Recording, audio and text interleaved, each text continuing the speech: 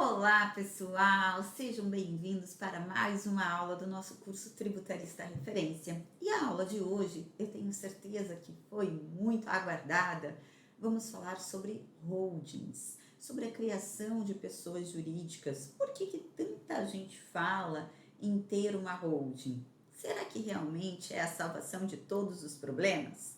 Bom, na aula de hoje eu vou mostrar para vocês quais são as nossas preocupações para criarmos uma holding. E vocês vão perceber que muitas vezes não vai ser o melhor para o seu cliente.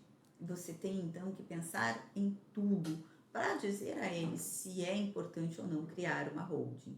Saiba você que muitas pessoas acabam criando holding e tendo um gasto muito maior. Primeiro porque quando você cria uma holding, é uma pessoa jurídica. Então, você já tem que computar que você vai ter um gasto com um contador nessa pessoa jurídica. Logo, às vezes, é melhor deixar esses bens na pessoa física realmente. Mas, Josi, por que é que tem vezes que é importante ter holding? Por conta da situação particular de cada contribuinte. Às vezes, é importante realmente pensarmos em holding, sobretudo quando houver uma sucessão. Aí você vai perceber o quanto é importante pensarmos em holding, ou até por uma questão tributária, mas é uma análise que deve ser feita de cliente para cliente. Não existe uma fórmula preparada. Eu não tenho como dizer que a criação de holding sempre é o melhor processo, nem sempre. E você vai compreender. Vou trazer aqui um exemplo até do nosso escritório com relação a um cliente que nos procura porque ele quer já saber se vale a pena passar os bens para os seus herdeiros em vida ou se deixa para depois, quando ele falecer, que aí vai para inventário e tudo se resolve. Eu sugiro que geralmente seja feita essa sucessão em vida, sim, porque a pessoa que trabalhou para ter esses bens, muitas vezes ela tem um carinho específico por um determinado bem. A exemplo, quer que um determinado filho fique com a empresa, porque já vê o perfil do filho de ser administrador. Se você não resolve tudo isso em vida, depois, quando a pessoa falece, pode gerar toda uma briga. Então, é importante realmente esse planejamento que nós chamamos de sucessório. E, por vezes, aí sim, é importante a abertura de uma PJ. Bom, vamos imaginar, de modo fictício, é claro, que o nosso cliente é o senhor João. O senhor João, ele tem vários imóveis, vários. Imóveis esses que estão na pessoa física, porque ele nunca se preocupou em fazer um planejamento anteriormente. Só que quando a gente tem os bens que estão na declaração de imposto de renda, também temos que nos lembrar que na declaração de imposto de renda, os bens estão ali avaliados, lançados, não é mesmo? Pelo que nós chamamos de valor histórico, que foi quanto a pessoa pagou lá quando ela adquiriu o bem. Só que muitos bens podem ter sido adquiridos há muitos e muitos anos. A exemplo, lá na década de 60.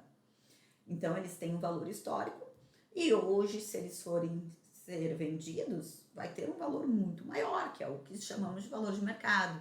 E aí, então, entre a diferença do que está na declaração de imposto de renda para o valor que é vendido, tem-se o que chamamos de ganho de capital, e que esse ganho de capital tem a incidência do imposto de renda. Por isso que muitas vezes as pessoas se preocupam tanto, e é isso que nós iremos verificar.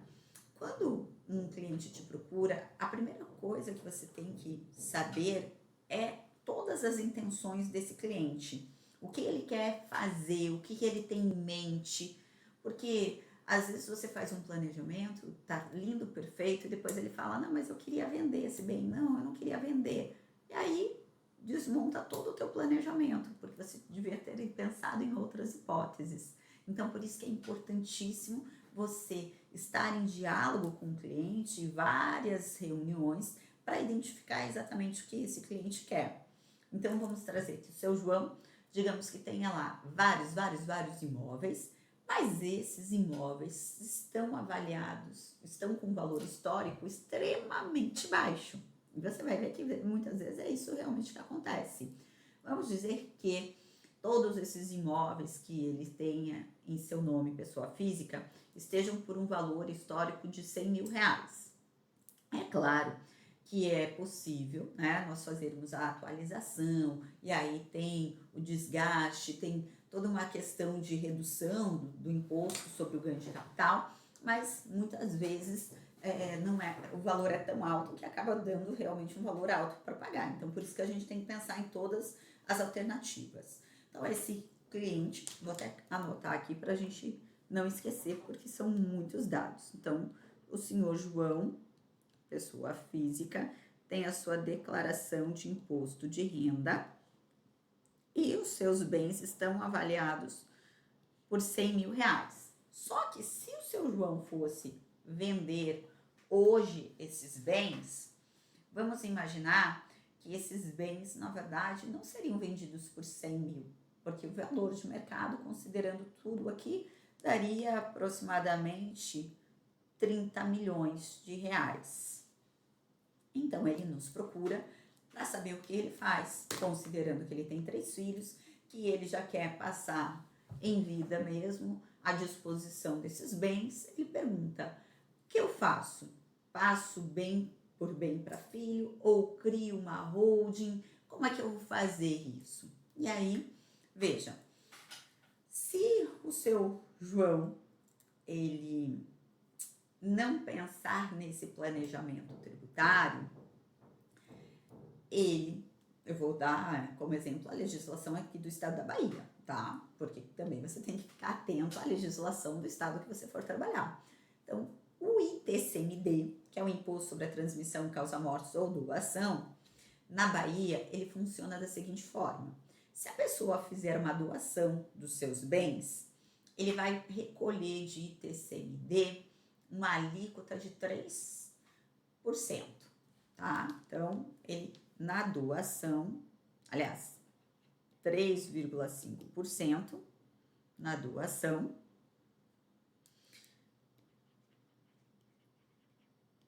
Então, ele tem uma alíquota a recolher de ITCMD de 3,5% se ele fizer doação. Então, se ele doar esses bens para os filhos, ele vai recolher aqui 3,5%. E aí, a primeira pergunta que já se faz é o seguinte: Josi, esse valor, essa alíquota de 3,5% incidiria sobre o valor histórico ou sobre o valor de mercado? A Receita Estadual, ela tem cobrado sobre o valor de mercado. Então, se ele pega simplesmente o bem 1 e transmite para o herdeiro 1, a fazenda vai querer tributar pelo valor de mercado daquele bem imóvel. Então, vamos considerar que cada imóvel aqui valha 10 milhões, então ele teria que recolher 3,5% de 10 milhões, tá? Mas tem um fator ainda. Olha como é importante pensar em tudo isso, até antes da pessoa falecer.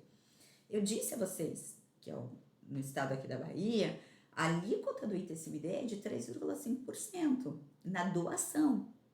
Mas no causa-mortes, temos uma alíquota que vai variar entre 4% a 8%. Ó, então no causa-mortes, o ITCM, ele vai variar de 4% a 8%. De 4% a 8% por quê? Porque, na verdade, se os bens transmitidos ultrapassarem R$ 300.000, aí já tenho que recolher uma alíquota de 8%. Então, veja, se o seu João ele não se atentar, hoje, enquanto vivo, a alíquota a ser recolhida é de 3,5%, ainda que seja sobre aqui 30 milhões. Mas se ele não tomar nenhuma providência, quando ele falecer, o imposto sobre causa-morte já incide a 8%. 8% de 30 milhões. Olha como há uma redução no patrimônio. Então, isso que a gente tem que levar em consideração. Aí muitos vão falar: mas o seu João não vai estar nem aí, porque ele já vai ter morrido. Não é bem assim. Até porque também quem pode vir a te procurar são os herdeiros do seu João, que esses sim vão ficar bem preocupados. e vão tentar convencer e mostrar para o pai que é melhor realmente fazer toda esse planejamento sucessório em vida. Então, eu já tenho um primeiro porém aqui para te mostrar. Agora, ainda assim, essa tributação está extremamente elevada, não tá? Pois é, e como que a gente pode tentar, então, reduzir essa tributação? Bom, será que seria o caso, então, de criarmos uma holding, uma pessoa jurídica? Se eu crio uma pessoa jurídica, eu posso trazer, os bens do senhor João, da pessoa física, para a pessoa jurídica. Nessa pessoa jurídica, eu já posso trazer como sócio, de repente, o senhor João, aí tudo que a gente tem que analisar também, ou já posso trazer os herdeiros, mas aí eu tenho que ver, será que esses herdeiros, eles têm como integralizar o capital nessa PJ? Como que vai funcionar? E aí entra a questão, eu vou passar os bens da pessoa física do senhor João para a PJ. Como é que funciona? Vamos considerar primeiramente que quem vai ser sócio da PJ é o senhor João mesmo, tá? Então, só para vocês pensarem aí.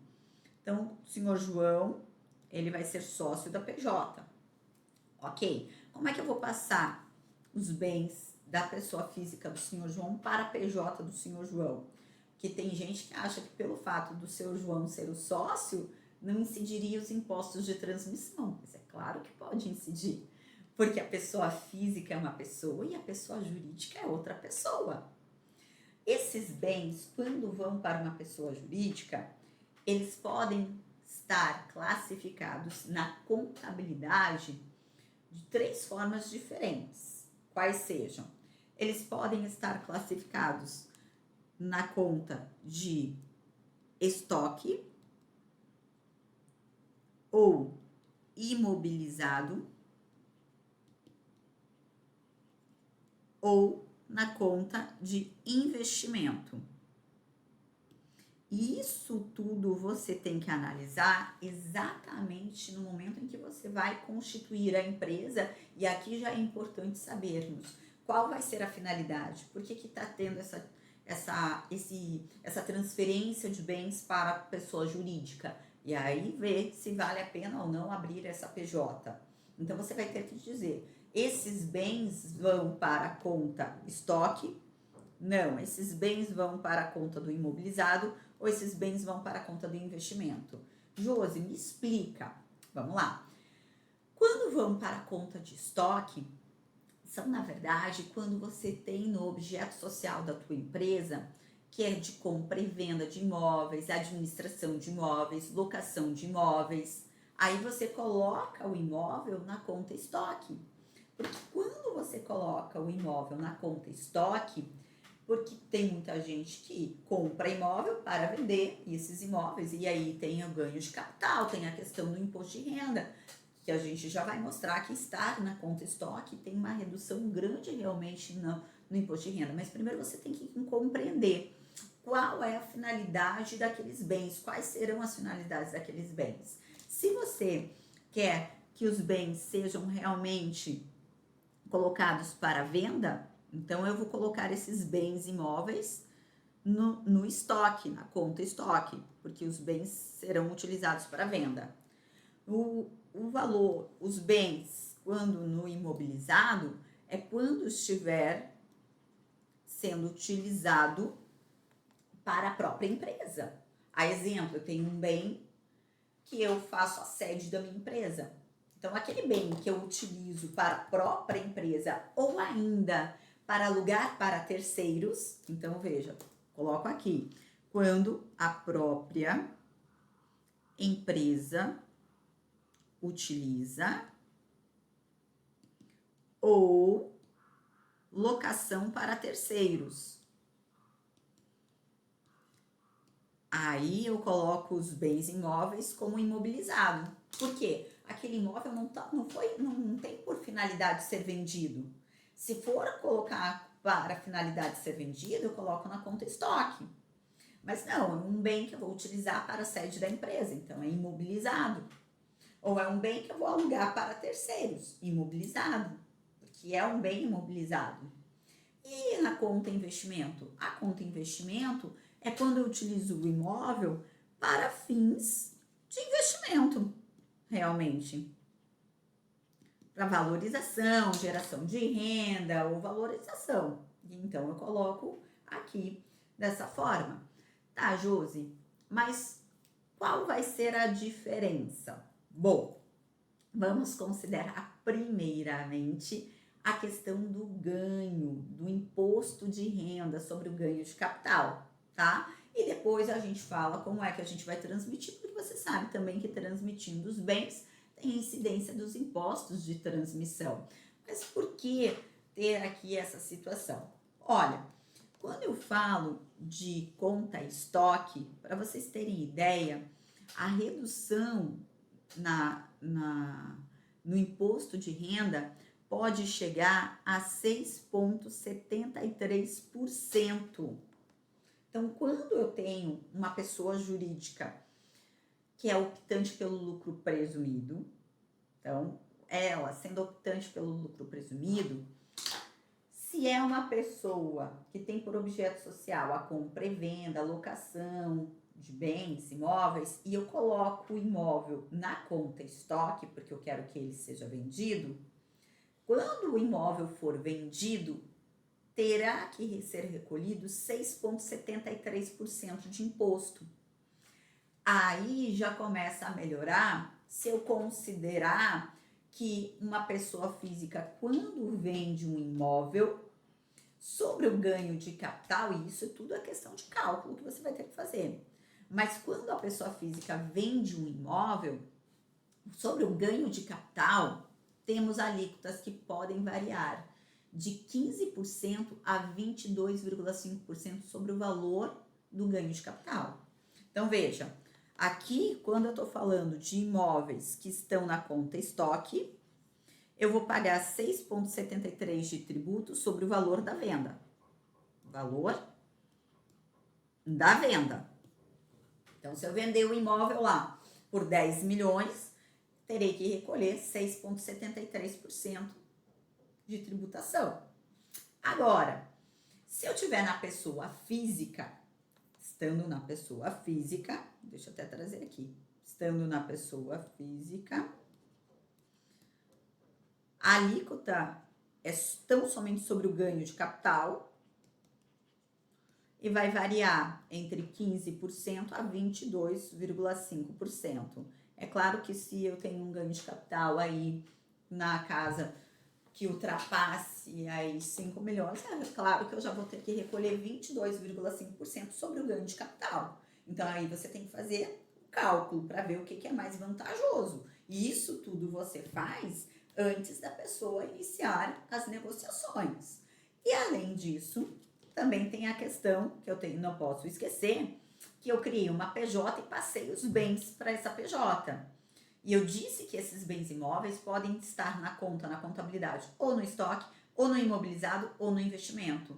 Se esses imóveis estiverem no imobilizado ou no investimento, terá, se tiver adicional, eu já explico para vocês, o adicional do imposto de renda de 10%, aí a tributação já sobe para 34% sobre o ganho de capital. Então, aqui, veja só. A princípio, esses números, o que nos chama a atenção é o seguinte. Parece-me que é mais vantajoso eu vender os imóveis quando ele está na conta estoque, porque aí, de fato, a tributação baixa bastante. É 6,73% do valor da venda. Agora, se o imóvel já está na conta de imobilizado ou na conta de investimento, eu já vou ter que recolher 34% sobre o ganho de capital na PJ. E se tivesse na PF, a tributação é menor. É de 15% a 22,5% sobre o valor do ganho de capital. Então, isso eu tenho que verificar. Às vezes é até melhor, então, deixar na pessoa física, porque a alíquota ela é menor, quando comparada à PJ, se o imóvel estiver na conta do imobilizado e do investimento, porque a alíquota vai ser de 34% sobre o ganho de capital. Então, esse cuidado a gente também tem que tomar. Por isso que eu falo, você tem que verificar qual é a finalidade. Aí você vai dizer, Josi, mas quando eu transferi todos esses imóveis, lembra dos imóveis? Estão a 100 mil, mas valem, na verdade, 30 milhões. Se eu transferir todos esses imóveis e colocar na conta estoque, Josi, não dá certo? Ou até, deixa eu até puxar aqui para vocês, eu vou até abrir aqui para vocês, deixa eu ver se dá certo, que é o que eu quero fazer. A questão da tributação do imposto. Ah, eu acho que deu certo.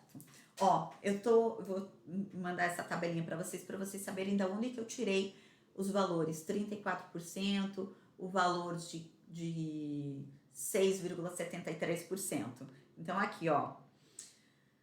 Quando a pessoa tá alugando os bens e os bens estão no imobilizado ou investimento, ela vai recolher de imposto de renda 11,33% sem o adicional e 14,53% como adicional. Para um pouquinho, eu já te explico a questão do adicional. Veja, uma pessoa física que aluga um imóvel, ela, via de regra, vai ter que recolher 27,5% do imposto de renda sobre suas rendas decorrentes da locação. Se tiver na PJ, não vai ser 27,5%. Vai ser quanto? No máximo 14,53%. Então, essas contas você tem que ver. Você está alugando esses imóveis? Estou. Então, na PF você paga tanto. Na PJ você já ia pagar muito menos, quase a metade, né? Um pouquinho mais que a metade. Agora, se os imóveis estiverem lá na conta de estoque, ó, como adicional, recolhe 6,73%. Se o imóvel na venda estiver no imobilizado e no investimento, ele pode recolher 34%. Então, daqui que eu tirei essas alíquotas, tá? E o que vem a ser esse adicional que eu estou mencionando? Deixa eu só trocar o slide aqui. Deixa eu ver, para eu poder anotar no slide. Agora sim. Esse adicional é um aumento de 10% na tributação quando você tem uma receita de locação que ultrapasse no trimestre R$ 187.500 ou quando ultrapassa de venda R$ 750 mil no trimestre. Se ultrapassar esses valores, a receita de locação, se for superior a R$ 187.500 no trimestre, ou a venda do estoque ultrapassar R$ 750 mil no trimestre, aí você vai ter o adicional de 10%. Se ficar inferior, você tem a redução aí desses 10%, tá? E aí entra essa questão. Bom, nitidamente, quando eu falo de venda de imóveis, que mais chama atenção, a redução é de 6,73% se o imóvel estiver no estoque. Se não, pode chegar a alíquota, repito, de 34%. E aí, Josi, por que eu não coloco tudo no estoque? Porque agora entra a questão. Se eu passar todos os imóveis da PF do senhor João para PJ, via de regra vai incidir os impostos de transmissão, não é? O ITBI ou ITCMD. ITCMD se for a título gratuito, ITBI se for a título de oneroso. Só que existe uma possibilidade de passarmos todos esses bens sem ter que pagar os impostos de transmissão. Qual? Se eu transmitir os imóveis para o imobilizado. Porque na integralização de capital, você sabe que existe a imunidade do artigo 156, parágrafo 2º, inciso 1 da Constituição Federal. E hoje, com a decisão do Supremo Tribunal Federal, que nós já comentamos, decisão lá quando eu falei da aula do ITBI, mesmo que a atividade preponderante seja a compra e venda, locação, arrendamento de imóveis, mas se o imóvel for utilizado 100% para integralizar o capital, não haverá incidência de imposto de transmissão. Então, se eu passar todos esses bens do seu João para a conta do imobilizado, na hora que eu constituir a empresa, eu integralizo o capital com esse valor, não haverá incidência de imposto de transmissão. Olha que maravilha! Lindo, lindo, lindo, lindo. Ok, economizei aqui os impostos de transmissão, mas em contrapartida, se esses bens forem ser utilizados para a venda, na hora da venda eu vou ter que recolher 34% sobre o ganho de capital. De 100 mil para 30 milhões, olha aí o quanto. Tá, vai ter muitas reduções, até vai ter, que a gente faz os cálculos para reduzir, considerado o ano 1960, mas ainda, e isso tudo a gente tem que pôr em cálculo, para você ver se vale a pena realmente fazer isso. Então, eu vou passar a tabelinha para vocês de cálculo, tá? Não se preocupem, não. Então, isso tem que ver. Na hora que eu integralizar o capital, vantagem, não vou pagar imposto de transmissão. Qual que é a desvantagem? Se esses imóveis forem utilizados para serem vendidos, aí eu tenho que considerar que vai haver a incidência do imposto de renda sobre o ganho de capital, na monta de 34%. Se, por outro lado, eu transmito esses bens imóveis para o estoque, aí há a incidência do imposto de transmissão, porque não faz jus à imunidade do 156, parágrafo 2º. E aí, no estoque, ok, eu vou ter uma redução no imposto de renda. Mas vocês percebem que, primeiro, tem que saber a finalidade. Tem muitas pessoas que querem realmente só manter o patrimônio, não querem vender. E aí eu super concordo em criar, então, essa holding, porque você integraliza o capital com o imóvel, não vai pagar imposto de transmissão. E depois você faz aqui a doação ou compra e venda das cotas dessa PJ para os seus herdeiros, e aí cada um fica com o percentual que você escolher, e é claro, né, respeitando também toda aquela questão de direito sucessório. É possível? É possível. Tem um cliente que me procurou que ele queria passar o bem, que é onde é o escritório dele, que é um bem extremamente bem avaliado, salvo engano estava no valor de 12 milhões esse bem, só que o bem estava na pessoa física dele. Ele falou, não, eu quero passar para uma holding, então eu quero ter uma holding, mas eu vou integralizar, eu não vendo esse imóvel, é onde eu ganho meu pão, meu trabalho, eu não alugo, então tá, então vamos imobilizar. Aí eu integralizo, você não vai recolher nada de imposto de transmissão. Perfeito. Por que faz isso? Muitas vezes para proteger o patrimônio, e aí então faz uma holding para proteger, faz uma holding para poder já pensar na questão sucessória, porque aí vai dando cotas para os filhos, melhor do que às vezes dividir o próprio patrimônio. Então isso aí é importante. Aí vale a pena você jogar o imóvel para a conta do imobilizado. Mas esse seu João, por exemplo, que veio me procurar, ele na verdade ele não quer. Ele quer vender esses imóveis. Como ele quer vender, então eu vejo aqui, talvez não vai valer a pena colocar como integralizar, em que pese não recolher o imposto de transmissão de bens, só que o imposto de renda é muito alto. Aí muitos de vocês vão falar, José, eu tive uma ideia. Tá, qual? Eu coloco como imobilizado, aí espero passar o prazo, porque você sabe que a questão da imunidade do ITBI, do ITCM, lá no Código Tributário, artigo 36 e 37, artigos 36 e 37, dá um prazo de carência. Se a pessoa está sendo constituída agora, a pessoa jurídica, tem que ficar durante 3 anos, que a atividade preponderante não seja a compra e venda, alocação, arrendamento mercantil. Aí então você me fala, não, eu deixo no imobilizado, durante 3 anos eu não faço compra e venda, me beneficio da imunidade e depois eu jogo esse imóvel para a conta de estoque e aí eu vendo. Esperto que nem a gente, a Receita também é. E aí a Receita impede. Ela diz o seguinte, quando o imóvel foi colocado na PJ como imobilizado, ainda que depois ele seja reclassificado, a tributação será condizente como ele era no imobilizado. E isso nós temos a instrução normativa para dizer isso realmente, que é o artigo 215, parágrafo 14 da IN 1.700 de 2017.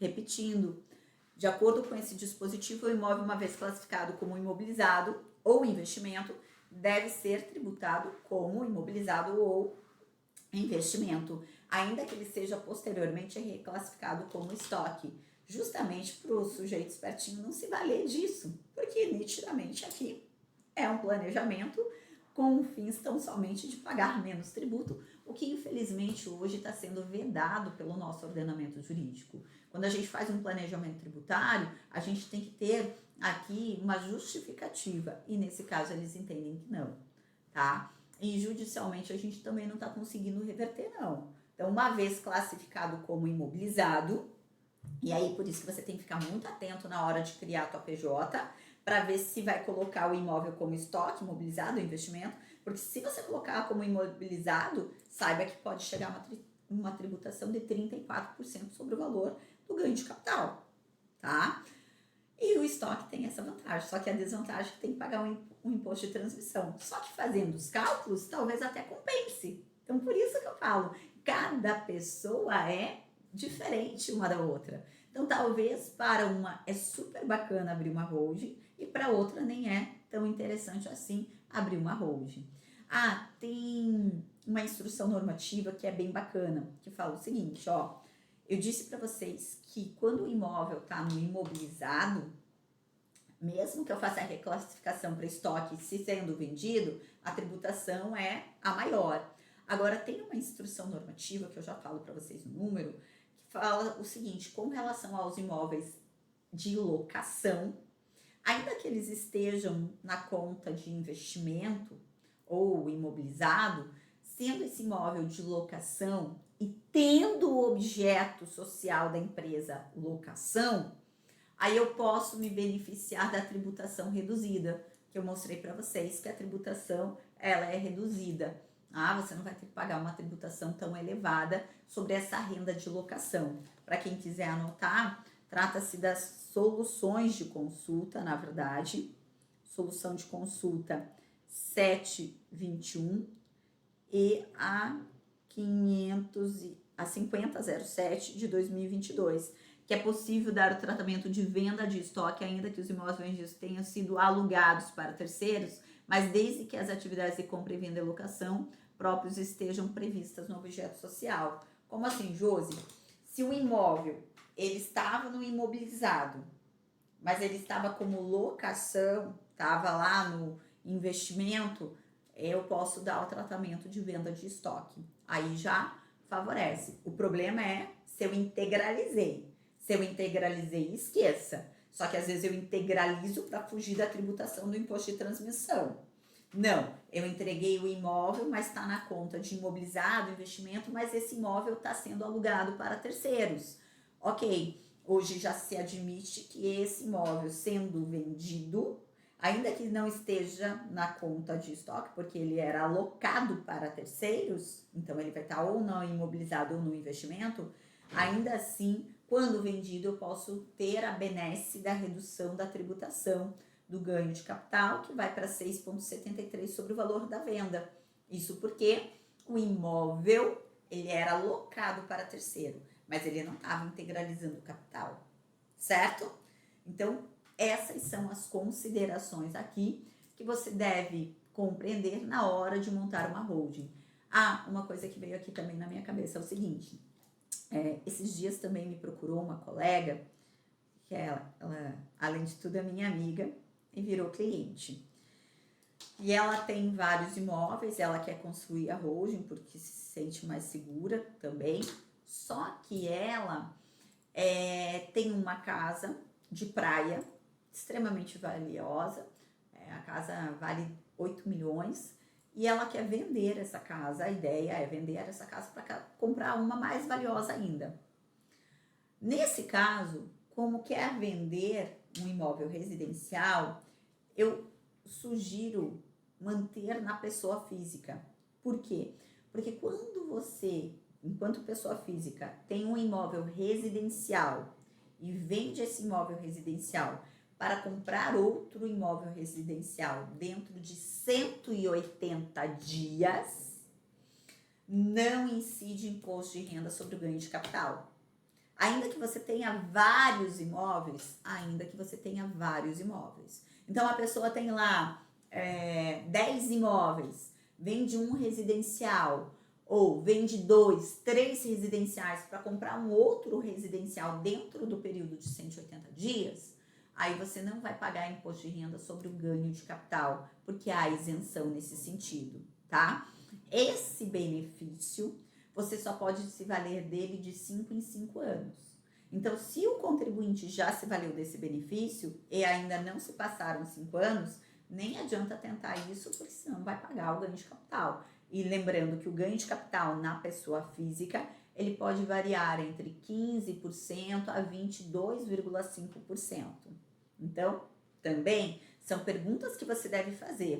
Então, veja, às vezes nem vale a pena você abrir uma holding, porque a quantidade de tributo que você vai pagar acaba sendo muito maior do que o próprio desejo do contribuinte. E é por isso que eu fico impressionada como tem gente que tem coragem de falar, não, vamos abrir holding, vai resolver sua vida. Às vezes pode acabar dificultando a vida do sujeito. Ô Josi, para esse seu cliente, que ele quer transferir os bens já para os herdeiros, senão tem até aquela alíquota maior, mas os bens são para serem vendidos, não adianta integralizar. Nesse caso, o que eu sugiro é, na verdade, que os herdeiros que têm, nesse caso, os herdeiros têm lastro patrimonial, que eles comprem o bem. E pode ser feito também uma doação em dinheiro por parte do pai, para que sejam, então, adquiridos os bens. E aí, a tributação a gente conseguiria diminuir bem aí, porque aí os filhos estariam comprando os bens. Ou ainda, né, poderiam comprar a PJ, e isso tudo depende de um estudo, de um planejamento tributário, para que você analise a finalidade. Para mim, essa parte é a mais legal da advocacia, que você vai montando aqui o quebra-cabeça, que você vai vendo. Às vezes, numa reunião, a gente chega com uma ideia e sai com outra totalmente distinta. Nessa reunião desse cliente, tinha me convencido que a gente ia colocar tudo no imobilizado, para não pagar imposto de transmissão, tava lindo. Ah, outra coisa, quando a gente vai doar as cotas da empresa, que daí você doa para os filhos, né, que é na questão do planejamento sucessório, a gente já tem várias decisões, sobretudo nos tribunais de São Paulo, que o valor da cota para servir de base de cálculo do ITCMD, caso seja feita a doação das cotas da empresa, é pelo valor patrimonial contábil, que quer significar o quê? Eu pego o patrimônio líquido e divido pelo valor das cotas. Então, não precisa ser necessariamente em que pese a receita cobrar sobre o valor dos bens de mercado. Então, se eu tenho lá os bens que foram para a PJ por 60 mil, que aliás é o que a legislação do imposto de renda prevê, quando você vai transmitir bem para uma PJ para integralizar o capital, você pode inclusive escolher se você vai levar a valor histórico ou a valor de mercado. Se leva para valor de mercado, você já tem que recolher aí um imposto de renda sobre o ganho de capital. Mas se você leva sobre o valor histórico, aí você não vai pagar sobre o ganho de capital, que é a vantagem, tá? Então tem tudo isso que você tem que considerar na hora, porque tem gente que fala, não, vou aproveitar que eu vou transmitir para PJ e já vou transmitir ao valor de mercado, e aí quando for vender já não vai ter tanto ganho de capital. Mas na hora que você faz o cálculo, aí você deu o ganho de capital para PF. E aí o que acontece? Incide imposto de renda sobre o ganho de capital. Então tudo isso você tem que pensar. E eu repito, isso eu trouxe para vocês, porque não existe um planejamento fechado que eu possa dizer, vai assim, faz assim e pronto. Você vai ter que analisar hipótese por hipótese. Mas tem gente que não faz nem ideia o porquê que tem que criar holding. E aí tem essas questões. Logo, voltando aqui para o caso do seu João, se ele fizer uma doação em dinheiro para os filhos e vai recolher, claro, imposto de ITCMD sobre a doação, mas ele faz uma doação de um valor aí menor do que a avaliação desses bens. E depois os filhos podem comprar as cotas da empresa. E aí vai ser bem menor. Na compra de cotas não incide ITBI, tá? Agora, na doação de cotas da empresa, incide o ITCMD. Então, o que geralmente o que eu penso é, faz a transmissão nesse caso dos bens, pode fazer para PJ, se for o caso, e depois os filhos podem comprar as cotas da empresa. E aí não incidiria o ITBI nessa compra, nessa transmissão das cotas da empresa para a pessoa dos filhos. Seria uma saída. Tá? Eu não concluí ainda esse planejamento. Tá aí para vocês. Ajudem aí também. Pensem o que a gente pode fazer para diminuir essa tributação aí do seu João. Eu joguei para vocês tragam aí o planejamento, que é esse o nosso dia a dia. Eu trouxe para vocês o que pode acontecer com a criação da holding.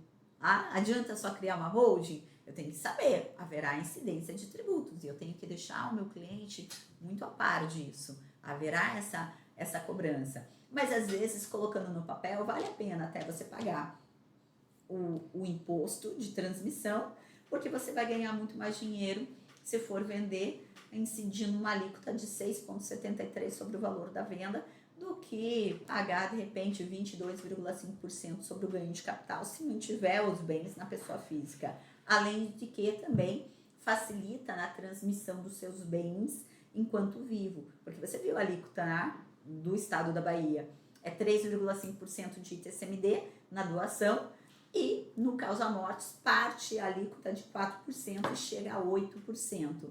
Se forem doados bens superiores a R$300.000, eu chego aí a uma alíquota de 8%.